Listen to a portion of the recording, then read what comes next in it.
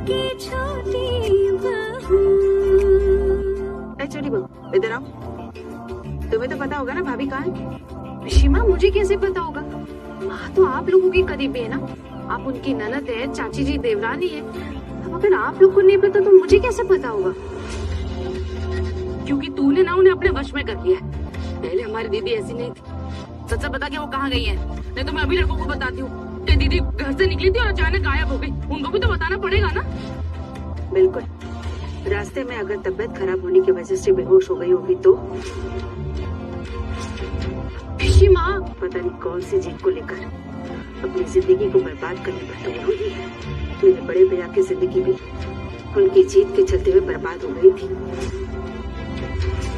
बड़े भैया को तो अपनी जान गंवाने के बाद ही चैन मिल पाया था। सब याद है मुझे अच्छे से। शिमा प्लीज, क्यों माँ के पेट पीछे उनकी बुराई तो मत कीजिए। शिमा, वो हमसे बहुत बड़ी है, हम उनसे छोटे हैं। हमारे सामने उनकी पीठ पीछे बुराई करना क्या ठीक है? हरी हरी सासू माँ के लिए इतना प्यार। अगर आप लोगों की बड़ी माँ के साथ कोई झमेला है तो अपने तक ही रखिए ना। हम लोगों को खामोखा क्यों इसमें लपेट रही है?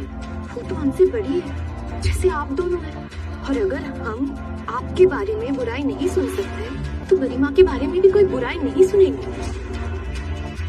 शिमा चाची जी, सच में हमें नहीं पता कि माँ कहाँ है। वो तो भी आप लोग से पता चला है कि माँ आप लोगों को मंदिर में नहीं मिली।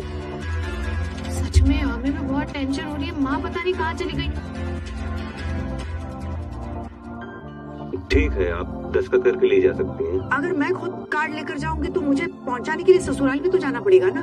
ना बाबा ना, बहुत दिक्कत का काम है। आप भी एक काम कर दीजिए ना, ये जो कार्ड है ना, ये उसके ससुराल तक किसी तरह पहुंचा दीजिए। और फिर वो बेचारी बीमार है, वरना तो खुद ही आ जाती लेने। अब आप तो समझ ही सकते हैं, उसके ससुराल वालों के साथ मेरे संबंध ना उतने अच्छे नहीं है। अगर मैं गई ना तो 10 बातें सुनाएंगे।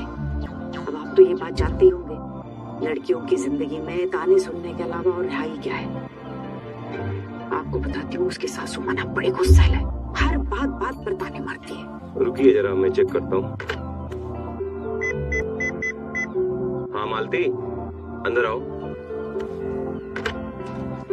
अच्छा, आहाना रॉय का एडमिट कार्ड किसी के हाथों उसके ससुराल भिजवा सकते हैं। सामने एग्जाम है और अगर एडमिट कार्ड नहीं मिला तो एग्जाम नहीं दे पाएगी वो। यही अभी साइन करवा के हाथों हाथ पकड़ा दो। क्यों बात का झमेला रखना है? नहीं, इनको दिक्कत है, इसीलिए रिक्वेस्ट कर रही हैं कि कोई उनके ससुराल दे आए तो इनकी बड़ी हेल्प होगी। भिजवा सकते हैं क्या? ठीक है, आपको एक एप्लीकेशन, मेरा मतलब चिट्ठी लिखनी होगी। वाह, अंधी को बोल रहे हैं शहर की रखवाली करने के लिए। अरे अगर पढ़ी लिखी होती तो आप लोगों के आगे पीछे चक्कर काटती क्या? अच्छा, एप्लीकेशन हम लिख देंगे, लेकिन साइन तो आपको ही करना पड़ेगा। बांग्ला में कर तो चलेगा? दौड़ेगा। हमारी देश की भाषाओं पर हमें गर्व है माँ जी, कोई भी भारतीय भाषा चलेगी। ये तो बात सही कही आपने। लाइए बताइए कहाँ करना है दस्तखत? ये लीजिए, यहाँ पे दस्तखत कर देंगे।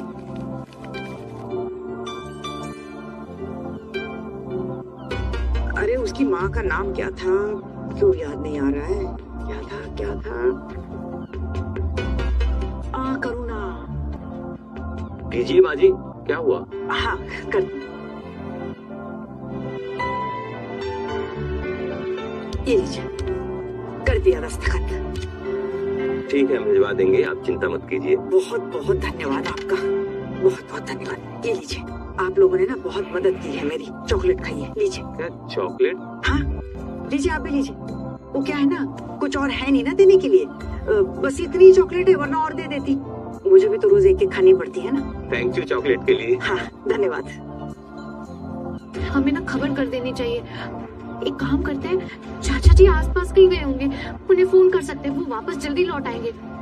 एक बात बताइए, हमारे घर के आसपास कोई जान पहचान के रिश्तेदार या कोई पड़ोसी है क्या जहाँ माँ जा सकती है? आज तक तो भाभी को कहीं जाते हुए नहीं देखा है, लेकिन अब अगर बुढ़ापे में अपनी बहू के साथ उछलने कूदने लग जाए तो इसमें कोई क्या करे। जैसे कुछ दिन पहले तुम सबको लेकर मायके चली गई थी टेम्पो में। सब कुछ तुम बहू का ही किया धरा है ना। वैसे सबको दोष क्यों दूं? पहले तो ऐसा कुछ नहीं होता था हमारे घर में। जब से ये छोटी बहू आई है, हमारे घर का तो चाल चलन ही बदल कर रख दिया है। ठीक है पिशिमा, अगर आपको लगता है कि इस गुनाह के लिए मुझे सजा देनी चाहिए तो आप बाद में मुझे इसके लिए भी सजा दे दीजिएगा, लेकिन फिलहाल प्लीज चाचा जी को फोन कीजिए, और अगर आप नहीं कर रही तो मैं कर देती हूँ। मुझे बताना था तो बता दिया तुम लोगों को। तुम्हें अगर किसी को फोन करना है तो कर लो। सासू माँ के लिए तो बड़ा प्यार दिखा दिया ना तू, अब क्या हुआ? अरे देख जरा कहीं बेहोश होकर ना पड़ी हो। पिशी माँ, ऐसे अशुभ बातें तो मत कीजिए ना माँ के बारे में। सुनो, ऊपर वाले के घर में देर है अंधेरे है। बहुत उल्टा सीधा सुनाया था मैं दवाइयों को लेकर। उसके बाद से ही भाभी की ये हालत है। पहले मेरे बड़े भैया को खा गई थी और अब खुद को खत्म करने चली है। अच्छा, ऐसी बात है?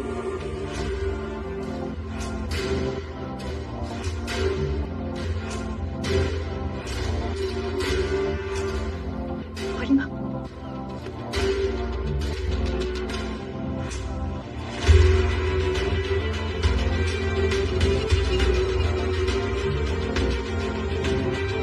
तो मैं आपके बड़े भैया को खा गई, ये आपके बड़े भैया ने आके बताया आपको? आज ये सारी बातें क्यों हो रही है अचानक से? इससे पहले तो कभी ये बातें नहीं हुई। आप शायद भूल गई कि आपके भैया को गुजरे हुए काफी साल बीत गए हैं। आज मेरी पीठ पीछे मेरी बहुओं के सामने ये बातें क्यों हो रही है? माँ, पिशी माँ से हम भी कब से यही कह रहे थे कि आपके पीठ पीछे यूँ हमारे सामने आपकी बुराई ना करें, लेकिन पिशी माँ की सुनी नहीं रही थी। कब से आपके बारे में उल्टा सीधा बोले जा रही है। आप कहाँ गए थे? हम लोग कितने परेशान हो गए थे। अब मुझे तुझे भी जवाब देना पड़ेगा।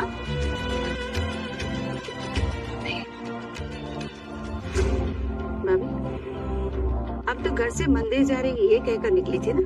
हम तो मंदिर से ही आ रहे, हमें तो वहाँ आप दिखी नहीं, फिर कहाँ गई थी? ठाकुर जी, आप हो कौन? मेरे पति परमेश्वर या मेरी सासू माँ? ये मत भूलिए आप ननंद हो मेरी, और मुझसे उम्र में छोटी हो, इसलिए जबान संभाल कर बात कीजिए। इतनी हिम्मत लाती कहाँ से आप मुझसे सवाल जवाब करने की? मैं इस घर से मंदिर के लिए निकली थी, लेकिन मैं मंदिर नहीं गई, कहीं और चली गई थी। आप इतने सारे सवाल करके क्या करेंगे? आपकी चिंता हो रही थी भाभी, और क्या? मेरी चिंता? वाह, आज तक तो इस घर में मेरी चिंता किसी ने नहीं की, और आपको मेरी चिंता करते हुए देख मुझे तो बड़ा ताज्जुब हो रहा है। गुस्सा मत कीजिए, सच में हम सबको आपकी फिक्र हो रही थी। कहाँ चली गई थी आप? गरिमा, आज आप अकेली अकेली मायके चली गई थी क्या? मेरा मायका इतना नजदीक है कि इतनी जल्दी मैं लौट कर आ सकूं? नहीं मामी माँ, तो फिर आप गई कहाँ थी बताइए ना। उम्मीद दीदी, और आपने तो उन्हें घर पर ही बुला लिया, क्या बात है? बस कीजिए ठाकुर जी, आपको सावधान कर रही थी। आप इसके बाद अगर एक शब्द और कहा ना तो आपकी जबान खींच लूंगी।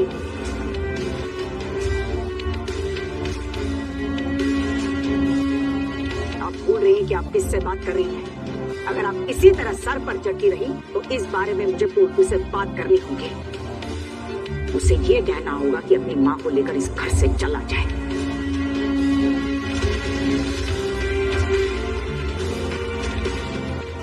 बहुत सह लिया हमने। क्या कहा आपने? ठीक सुना आपने। अगर ये बात आपने ठीक से नहीं सुनी है तो फिर से एक बार दोहराती हूँ। अगर आप इसी तरह मेरे साथ बर्ताव करती रहेंगी तो मुझे पोल्टू से कहना पड़ेगा कि अपनी माँ को लेकर इस घर से निकल जाए।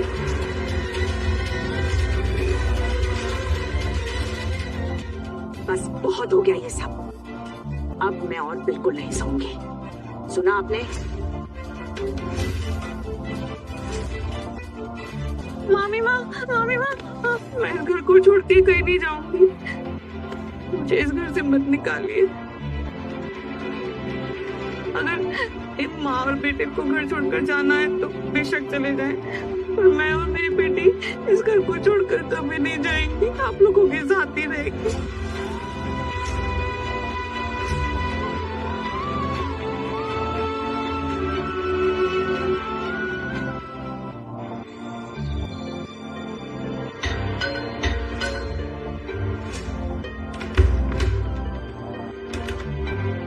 जी बताइए।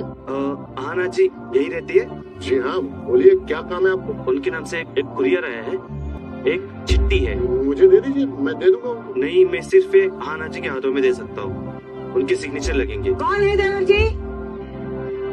हाँ भाभी आइए आइए। हाँ, देखिए देखिए, आपकी छोटी बहू के नाम से किसी ने चिट्ठी भेजी है।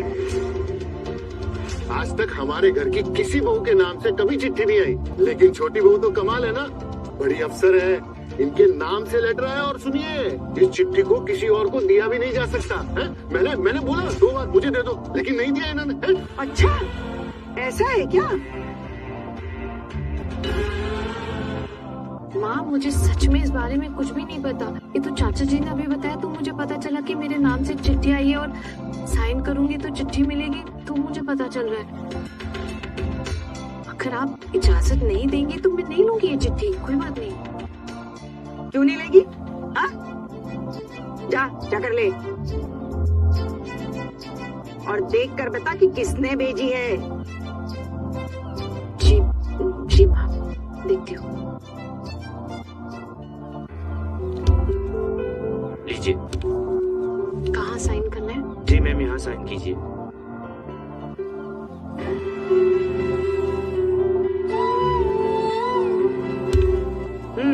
हो गया, अब जाओ। ये किसकी चिट्ठी है? जी वो देखती हूँ, मैं देख के बता रही हूँ। इस पे तो किसी का सिग्नेचर है,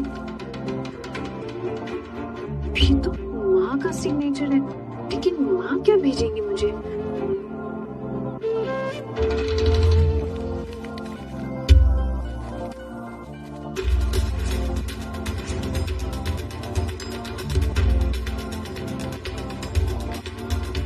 मेरा एडमिट कार्ड माँ ने ये कब किया?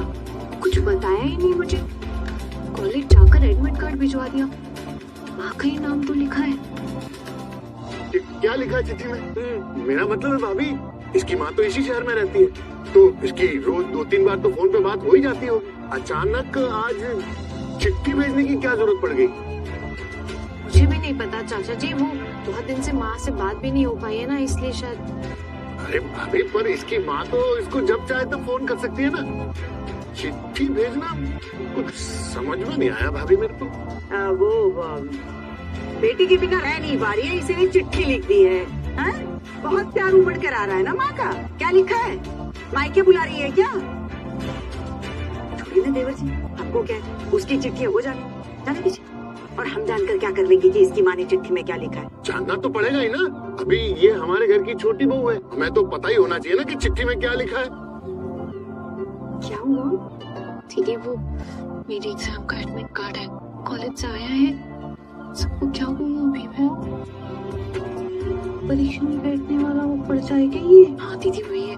माँ ने ऐसे अचानक भिजवा रही और मुझे इस बारे में कुछ पता है भी नहीं। शायद ये भी हो सकता है कि मेरी शायद किसी सहेली ने भिजवाया ताकि मैं एग्जाम दे सकूं। लेकिन मैं अभी ऐसे एग्जाम कैसे दूं? घर वाले तो मुझे एग्जाम में बैठने ही नहीं देंगे। मैं माँ का नाम भी इसमें नहीं ला सकती हूँ, उन्होंने ही सब 2 बातें कहेंगे। क्या करूँ, क्या बोलूँ? ठीक है आना, कुछ तो बोलना पड़ेगा, कुछ बोल नहीं। और तुम चारों क्या सलाह मशवरा कर रही हो? अरे जो चिट्ठी में लिखा है वो बताओ ना, या पढ़ना लिखना भूल गई हो कि नहीं बता सकती हो? इतना वक्त थोड़ी ना लगता है भाभी पढ़ने लिखने में। मुझे तो नहीं तो मैं पढ़ के बताता हूँ क्या लिखा है चिट्ठी में, मैं देखता हूँ क्या लिखा है। चाचा जी, आप ऐसे किसी और की चिट्ठी नहीं पढ़ सकते। आपको यही जानना है ना कि माँ ने चिट्ठी में क्या लिखा है, मैं पढ़ के बता देती हूँ, लेकिन मैं आपको चिट्ठी नहीं दे सकती। आप खुद सोचिए, अगर आपके नाम पे कोई चिट्ठी आएगी तो मैं थोड़ी पढ़ सकती हूँ, ठीक वैसे ही अगर मेरे नाम पे कोई चिट्ठी आई है तो आपका भी पढ़ना ठीक नहीं है। देखा आपने कैसे सीधे मुंह पे ही जवाब दे रही है ना? अच्छा लगा ना? ऐसा है छोटी बहू, तुम इस घर में छोटी बहू बनकर आई हो और तुम भी इस घर की संपत्ति हो। जब तुम्हारे भले बुरे का ख्याल हमें ही रखना है तो इस चिट्ठी पढ़ने में क्या दिक्कत हो सकती है तुमको? अब क्या हमें तुमसे सीखना पड़ेगा कि हमें क्या करना है और क्या नहीं करना है? जी हाँ, क्यों नहीं चाचा जी।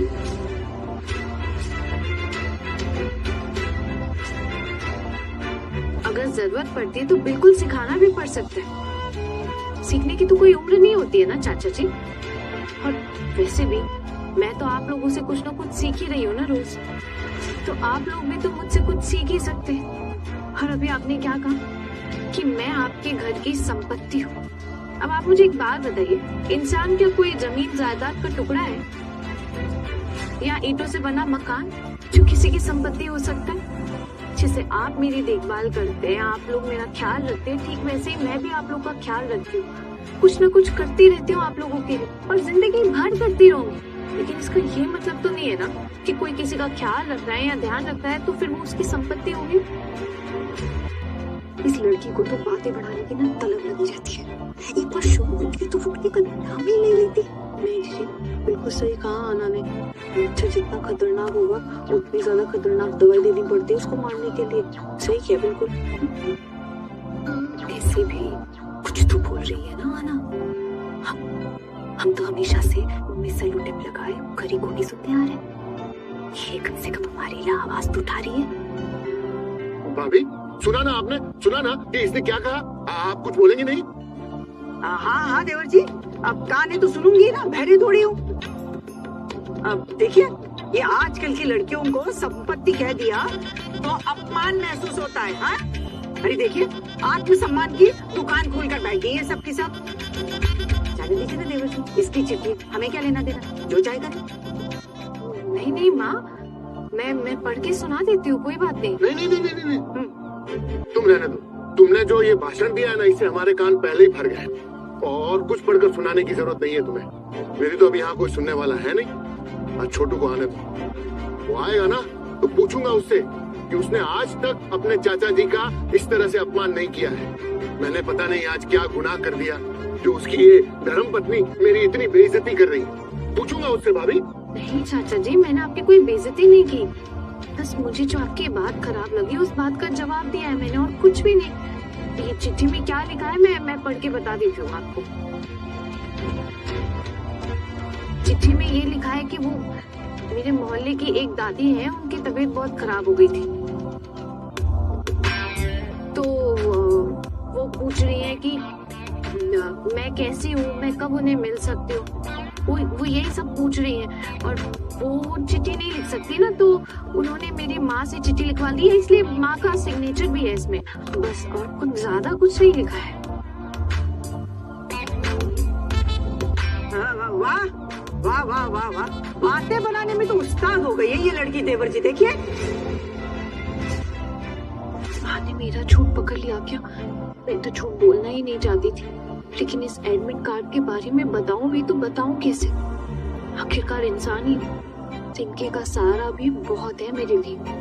भगवान ने एडमिट कार्ड भी ना जाने कैसे भिजवा दिया मुझ तक। क्या हुआ? मायके वालों के ख्यालों में खो गई? आगे पढ़, और क्या क्या लिखा है चिट्ठी में? जी जी माँ, पढ़ती हूँ। वो लिखा है माँ की वो जो दादी है ना, उनकी तबीयत बहुत ज्यादा खराब है माँ। उनका मन है कि वो एक बार मुझे ना देखना चाहती है, तो वो बोल रही है कि अगर मैं 2 दिन के लिए उनसे मिल लूंगी तो उन्हें बहुत खुशी होगी। हाँ बस बस बस, राम कहानी सुनाने की जरूरत नहीं है। बुजुर्ग औरत है, पता नहीं कब क्या हो जाए। हाँ? जाओ जाकर मिलाओ, जाओ। भाभी भाभी क्या कर रही है? आपको नहीं लगता कि आजकल आप दरियादिली कुछ ज्यादा ही दिखा रही हैं? आपकी बहुएं जो कह रही हैं उन्हीं को मान लेती हैं, उन्हीं पे अमल कर लेती हैं, उन्हीं की बातों पर। अभी तक तो ये भी नहीं पता है कि इसके मायके की कौन सी गली की कौन सी बुढ़िया ने इसको बुलाया और आपने जाने की इजाजत दे दी।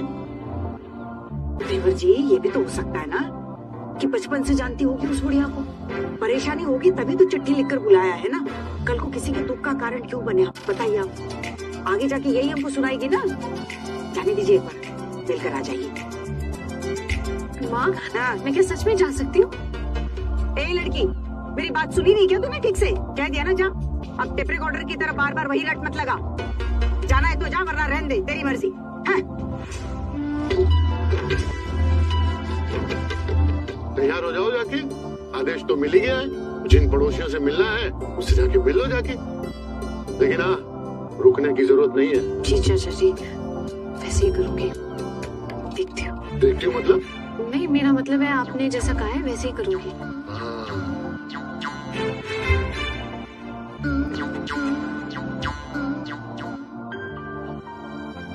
परसों से मेरे एग्जाम्स हैं। हाँ तो आप मुझे क्यों बता रहे हो? वैसे भी बार बार बोलने से क्या ही फायदा होगा। आपने मुझसे वादा किया था। हाँ ना, मैंने आपसे कहा था कि मैं पूरी कोशिश करूँ। और वैसे भी जब से आप इस घर में आई हैं आपको पता ही है ना कि मेरी माँ के सामने बिल्कुल भी नहीं चलती। माँ का फैसला इस घर में आखिरी फैसला होता है। अगर माँ आपको परमिशन देती है तो मुझे कोई इशू नहीं, आप दे देना एग्जाम्स।